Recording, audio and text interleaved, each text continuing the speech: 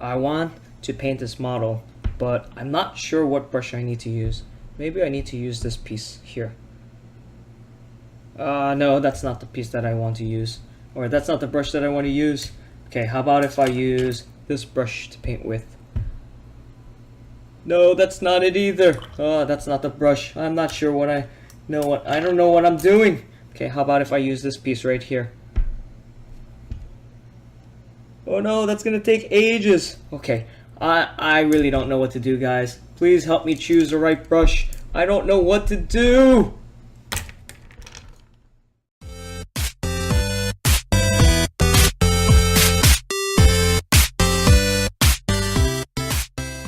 Hey everyone, MiCho here, and I just wanted to go through some of the brushes that I personally use for tabletop miniature painting.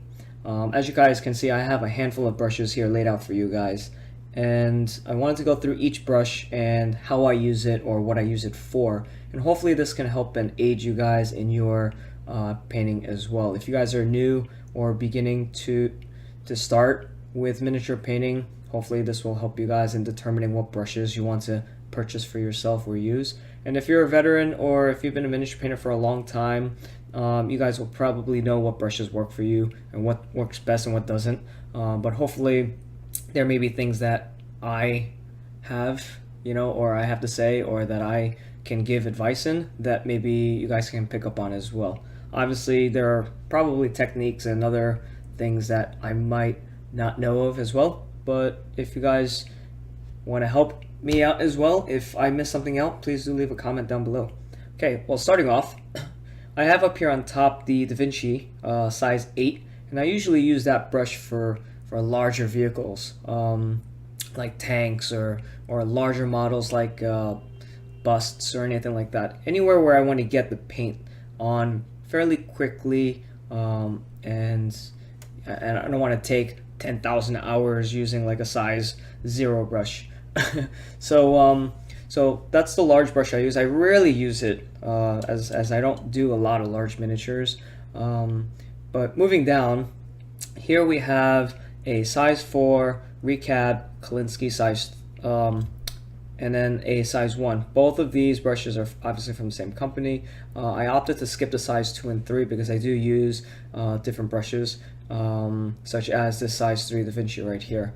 As you can see, the bristles are fairly large still and very long at the same time, and I like using brushes that have a longer bristle from tip to ferrule, because that means it just loads the brush up with more water or more paint or more ink wash or shade, whatever you guys are using, which allows you to paint longer, cleaner lines, strokes, and allows you to continue painting without worrying about the paint drying too much on the bristles itself. So those I use for mainly vehicles or larger models as well. Once in a while when I get challenged, like when I'm streaming, I'll get challenged by someone to use a large bristle brush to do like eyes or something, and I'll use the size 3 to just show them that even with a large bristle brush like this, you can still paint pretty fair and fine detail stuff like eyes or shading around the face area, as long as you have a good point on the model on the brush. Okay, now going down from here, these are the 3 larger brushes that I don't use as much, but going forward, all of these brushes down here are the brushes that I use pretty much the most. As you guys can see from the second to bottom, this brush right here, it's beaten to hell, and I'll go through why that's beaten so much. So there are basically 3 brush types that I like to use consistently. One I use as a base coating brush. I like to have a secondary brush that I use for shading, and then I usually use that one for highlighting sometimes as well, and then I'll use a different brush for detail work. So I usually go through 3 brushes when I'm going through a miniature, such as like a Space Marine or something. After that, sometimes I'll use the base coating brush for basing the actual miniature as well, and then I have a separate brush that I use for priming if I do brush priming. So to go through, these Kolinsky brushes or not Kolinsky, I'm sorry, these Series 7s right here are what I would consider my detail brushes. As you can see, this Series 7 right here, this is a size 0. The point on this is not very good anymore. After many years of usage, or tons and tons of models, it doesn't even have to be years, it just depends on how often you paint, right? The bristles on this are fairly worn. There's no point on it anymore. So I've pretty much converted this to a my shading brush, where I'm not going to care too much about the bristles anymore if it gets in the ferrule or not. I'll dunk this whole thing into the shade, and so I can get shading on the miniature done fairly quickly in small areas or tight areas that I can't get a large bristle into. But I do have another size 0 Series 7 here. This is the brush I mainly use for detail work. It's got a nice fine point to it, so I can go ahead and get into any freehand work or any line highlighting with this brush right here. The size 1 here, same thing. I'll use this brush for detail work as well. It's just it's slightly larger. Okay, as you can see, it's slightly longer, which again, as I mentioned before, helps with loading the brush with more water or paint. Obviously, the longer the bristle, you can create longer strokes or cleaner lines in one stroke versus like what I like to call chicken scratching, which is trying to make a line with multiple lines rather than one swoop. Okay, so that's why I like using longer brushes. So these are my detail brushes. This brush right here, this size 1 Recap Kolinsky, I use as my base brush. And as you can see, it's kind of beaten as well because I've been using it, for quite a couple of minis. But basically, this is for getting the bulk of the paint down on the miniature that I want. So if Space Marine, for example, this is just something that I was working on stream just to showcase. But the bulk of this Marine is red. I'll use that base coating brush to really put all the red down fairly quickly instead of going through with my detail brush. I forgot to mention that other than the highlight, shading, and base brush, I do have a dry brush as well, and that's this one right here. This brush I use as a dry brush. I can actually use this one as well, the medium dry brush from Citadel. Basically, these brushes are fairly stiff. At least the Citadel one is fairly stiff, so that you can get just the edges of the miniature and catch just the highlights. And the flat brush is what I use to catch the edges as well, but more at a time. What I mean by that is that the width of the brush itself tends to allow me to paint more area at one time rather than using a narrower brush like this, to get the edges a little bit at a time. I'll go into more detail about that as we get into the other videos of dry brushing, and if you guys have questions about that, you can ask down below as well. This brush I use for basing the actual base material. So I'll actually, as you guys can see, this used to be a Citadel, I'm sorry, not Citadel, Winsor Newton sable brush that was a size 3 or 4, but after years, this is like 10 years old. But you can see there, I've got paint everywhere, all the way up to here in the ferrule. The bristles are pretty much non-existent now. There's maybe like a millimeter of bristles that are left, but it's my favorite brush. I can't get rid of it. I tried many times to get rid of it, and I said I can't. So basically, I use this for whenever I base models after the miniature is finished. I use this for PVA glue, or sometimes I use this for brush priming as well. So that way I can get either the glue spread out thinly or the primer across the model without caring about the bristles too much. Okay, so those are the brushes that I use. I'll go ahead and I'll switch this scene over so that I can actually show you guys brush care, as well as how to use the brushes or the twisting method of keeping the points on the brush. Okay, so stay tuned. Okay, so here I got just a sheet of paper. I just wanted to grab a sheet of paper to show you guys the different widths or the fine lines that you can get out of using the brushes that I was describing. So let me go ahead and grab some of the brushes that I use just to demonstrate. Here is the size 4 Recap Kolinsky. Let me see if I can focus this in for you guys a little bit better. Okay, so this is the brush that I'm going to use first. I like to wet the brush first, just to make sure that I have some water on the bristles, just so that as I use paint, or I dip it into the paint, it'll actually pull the paint up into the bristles. So I'm just going to use black paint. As I put the paint on the brush, you guys notice I have just paint on the tip of the brush, nothing too crazy, right? And so this is the Klinsky brush right here that I'm using. So you can go a size 4, right? You can go from a very thin line to a very broad stroke very quickly, okay? And notice that the brush itself, I didn't have enough water or paint on the brush for it to flow off very evenly there, right? So, okay, you can go from a very soft to a very thick line. Okay, so that's the Klinsky brush size 4 that I use, and obviously I can use this for, mostly I use it for basing tanks, like I said, or vehicles. The size 3 brush that I use, the Da Vinci size 3 brush. This, let me just soak the brush as well. Okay, so this brush here has a much finer point to it, longer bristles, and what I'll do is, let me water down the paint here a little, and obviously this over here is my wet palette. We'll go over that in another video. So this here, I can go from even finer point, right, to a very wide stroke as well. Okay, again, I didn't have enough paint on there. Okay, so from a fine stroke to a wider stroke as well, just with this size 3.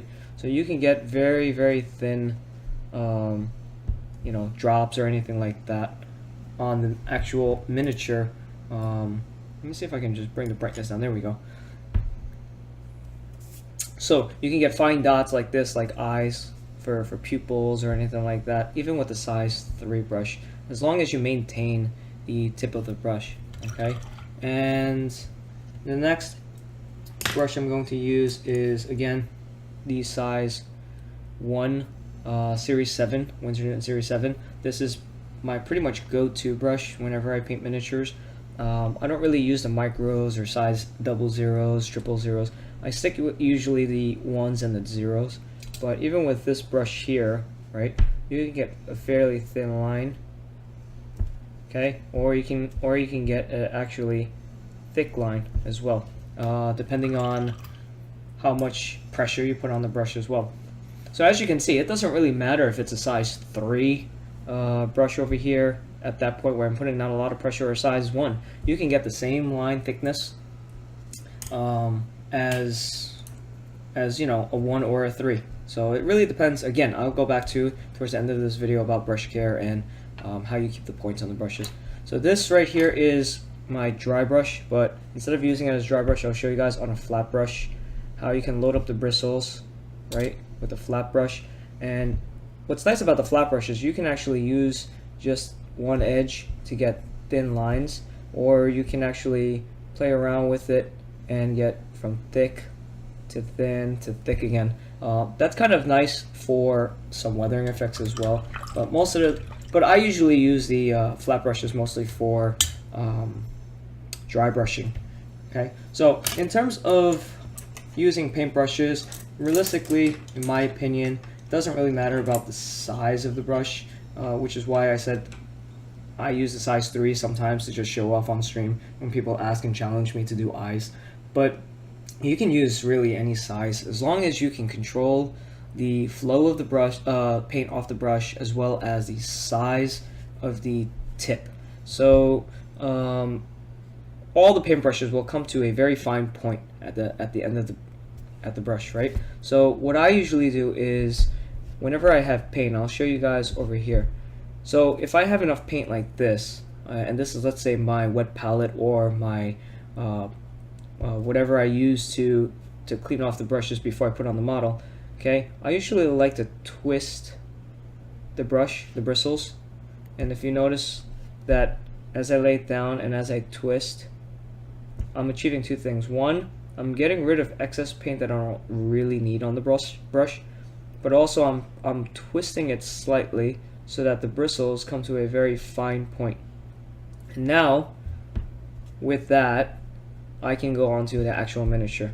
So you don't really need a lot of paint, you just need to have enough flow in the paint to let it come off the bristles. I think that's a very important thing with brushing on paint brushing and using it on tabletop miniatures. I'll show you another example.